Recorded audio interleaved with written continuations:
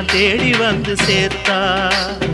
தேவி இந்த ஆத்தா எங்க தேவையெல்லாம் தேடி வந்து சேர்த்தா.